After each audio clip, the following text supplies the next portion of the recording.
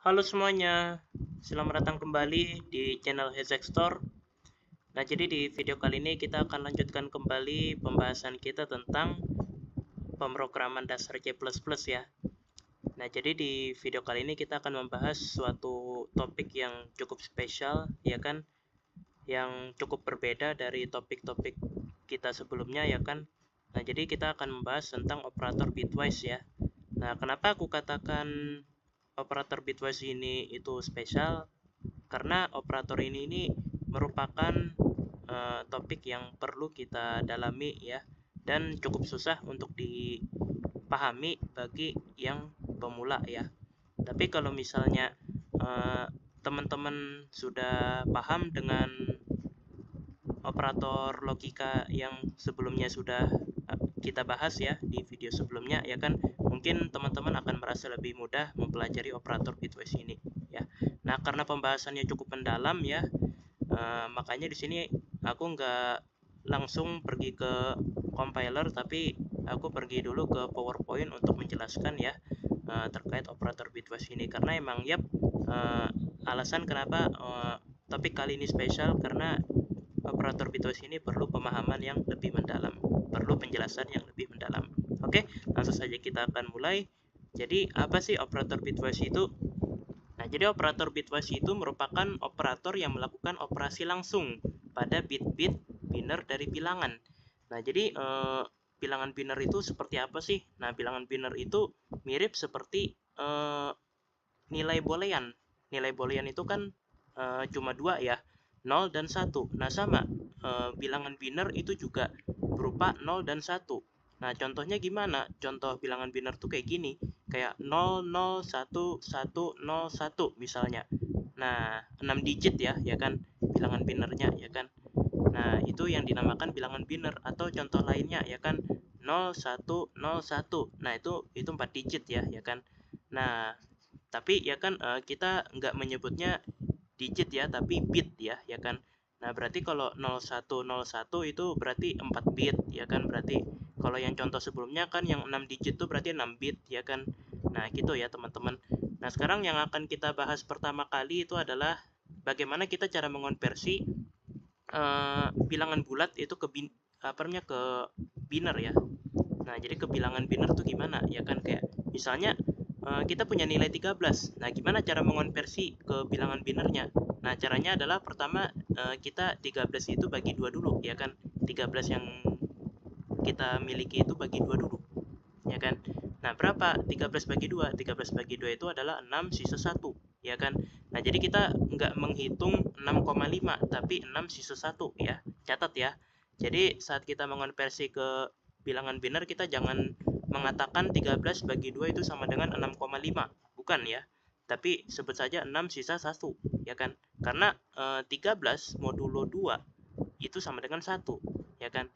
Nah, gitu ya teman-teman. Makanya di sini sisa 1 ya kan. Nah, terus 6 ini ya kan kita lanjut ke bawah ya kan, kita bagi dengan 2 lagi. Ya kan? 6 bagi 2 berapa? 3, sisa 0. Ya kan? Nah, gitu ya. 6 bagi 2 iya emang sisa 0 ya kan, 3. Nah, terus 3 ini bagi lagi dengan 2.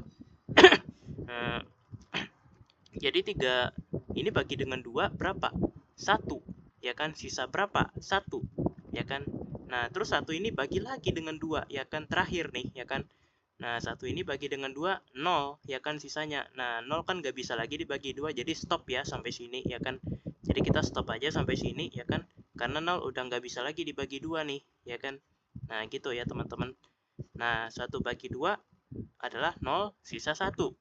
Nah, terus ya kan setelah kita selesai melakukan operasi ini, membagi-bagi duanya seperti ini, ya kan, kita melihat nilai yang ada di samping ini, ya kan, di samping kanan, di ruas kanan ini ya, sisa ini ya. Nah, 1, 0, 1, 1.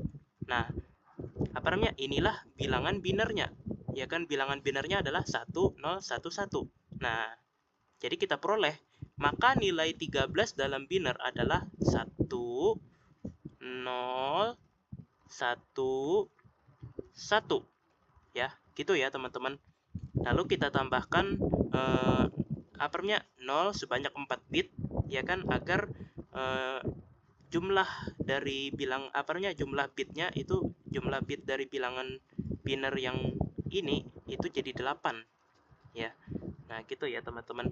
Nah terus kita lanjut bagaimana kita cara mengonversi biner ke integer ya. Nah caranya adalah kita asumsikan kita punya nilai dulu nih, kita punya nilai biner dulu nih. Nah di sini kita punya nilai biner berupa 0, 0, 0, 1, 0, 0, 1, 1 ya kan.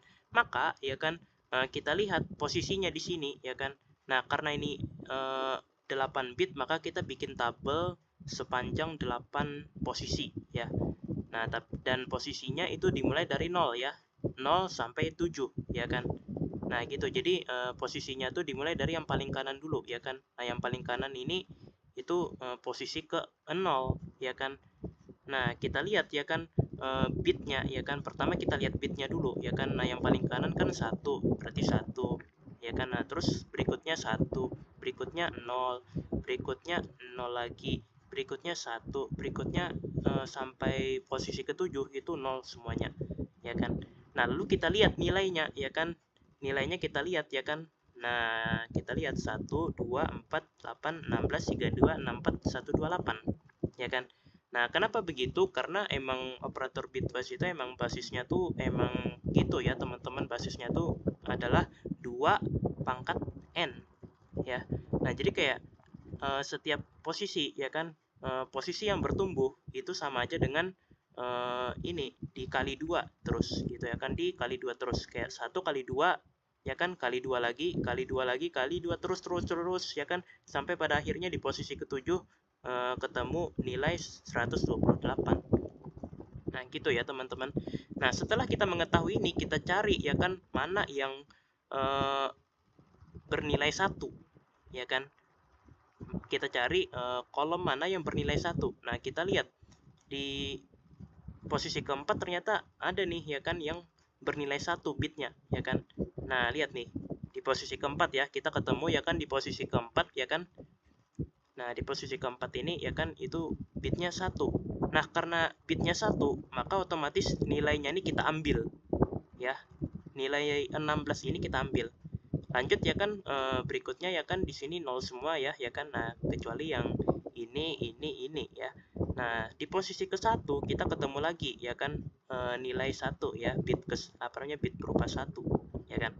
Nah bitnya 1 ya kan. Nah karena bitnya 1 ya kan, maka kita ambil lagi nilainya 2 ya kan. Nah yang ini juga ya kan, karena ini 1 ya kan bitnya ya kan, maka kita ambil nilainya 1 ya kan. Nah setelah kita ambil ketiganya, baru kita jumlahkan ya kan.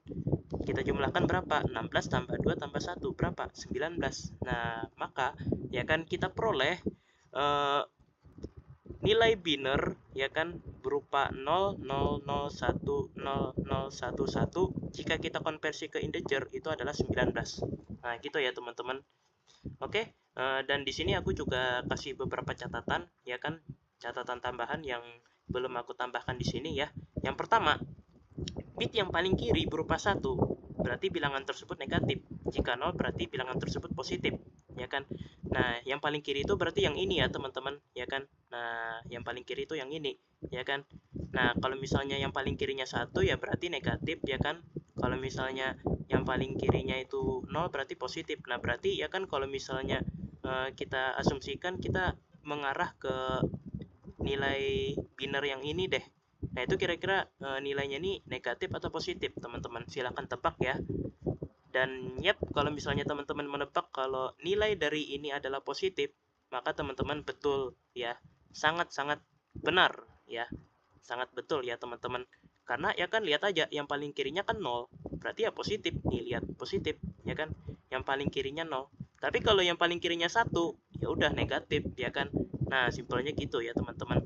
Nah terus ya kan catatan yang kedua adalah tipe data yang ada pada C++ ya kan. Kalau apa namanya, tipe data C++ ya kan, kalau misalnya kita konversi ke biner ya kan, itu yang pertama char ya, tipe data, untuk tipe data char itu isinya tuh 8 bit ya kan.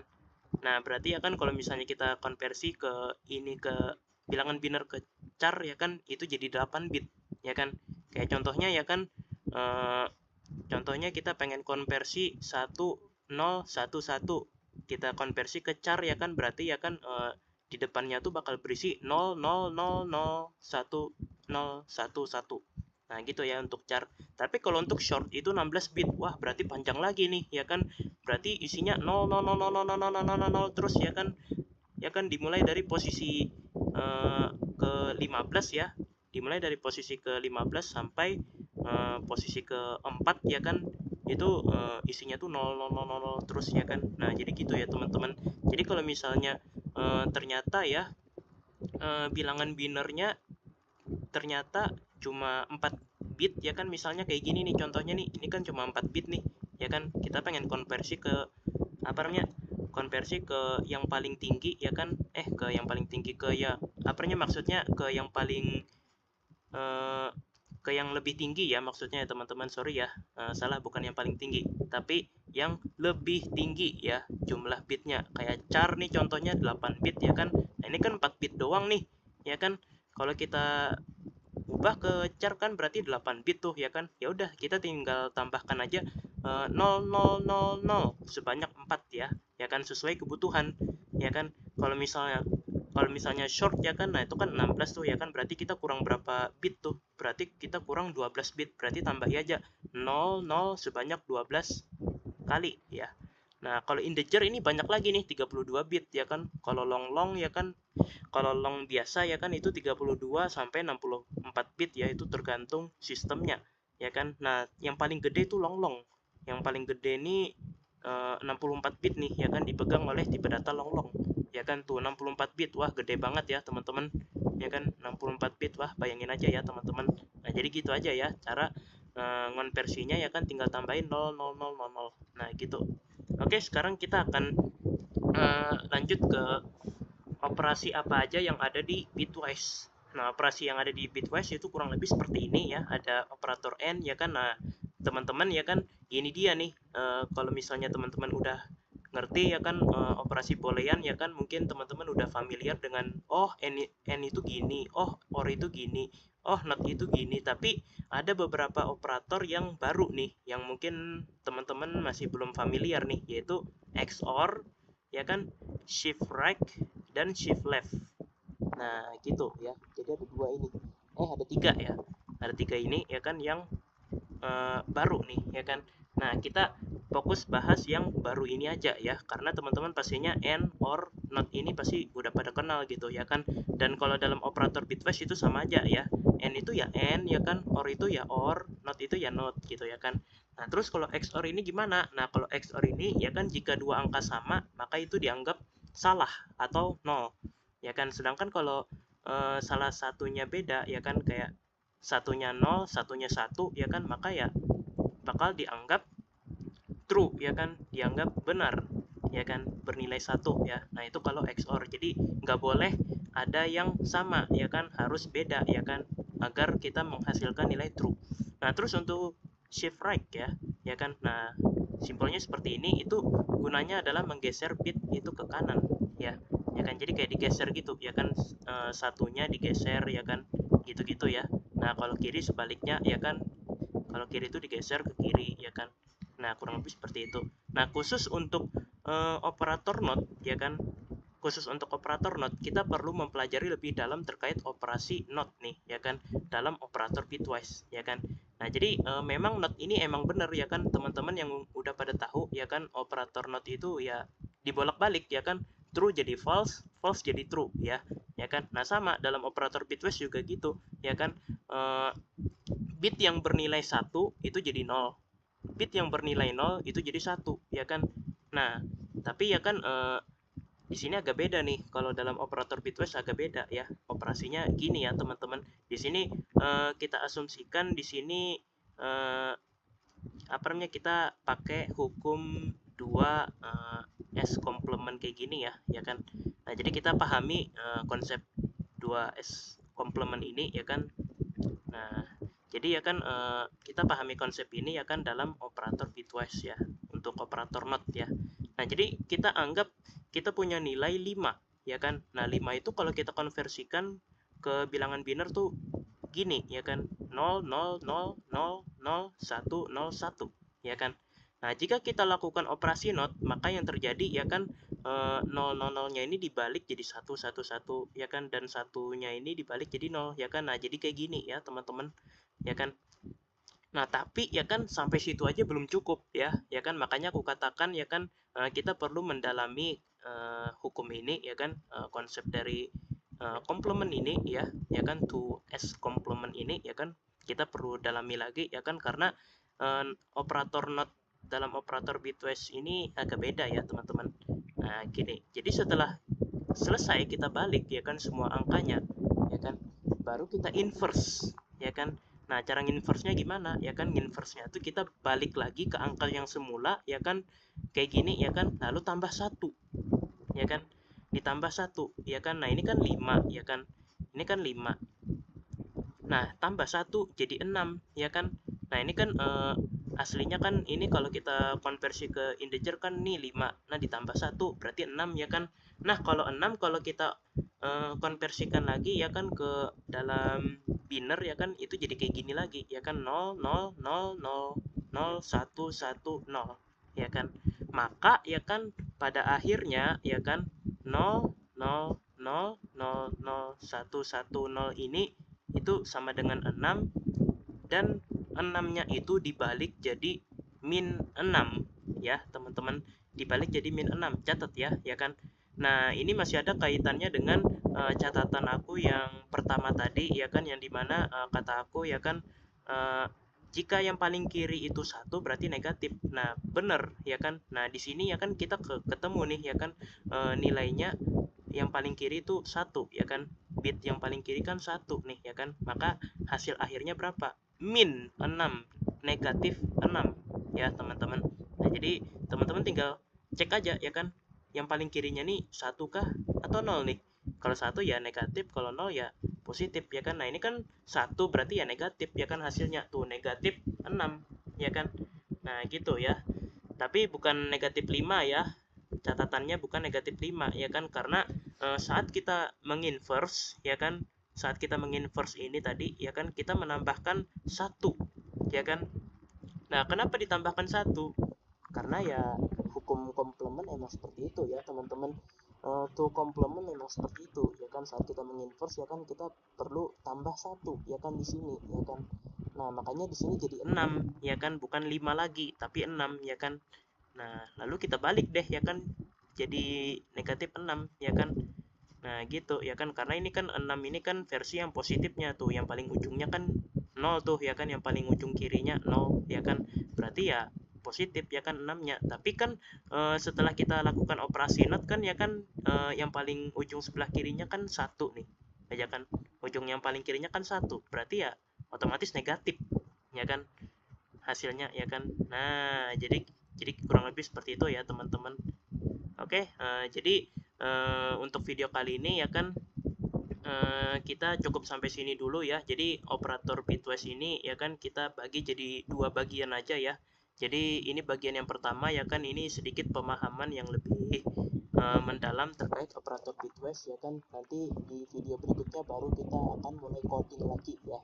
Kita akan mulai coding ya kan, kita implementasikan konsep-konsep yang kita pahami dari operator bitwise ini di compiler ya nanti ya. Jadi di video kali ini kita cukup pemahaman yang mendalam terlebih dahulu ya kan, baru nanti di video berikutnya kita akan mulai coba implementasikan apa yang kita pahami di video ini ya teman-teman. Oke, seperti biasa ya, semoga saja apa yang kita pelajari hari ini dapat teman-teman pahami semuanya ya. Dan tak lupa juga ya, sebelum aku menutup video ini ya kan, aku ucapkan terima kasih buat teman-teman semua yang sudah mau menonton video ini sampai selesai ya. Dan yap, sampai jumpa lagi di video-video berikutnya. Dadah.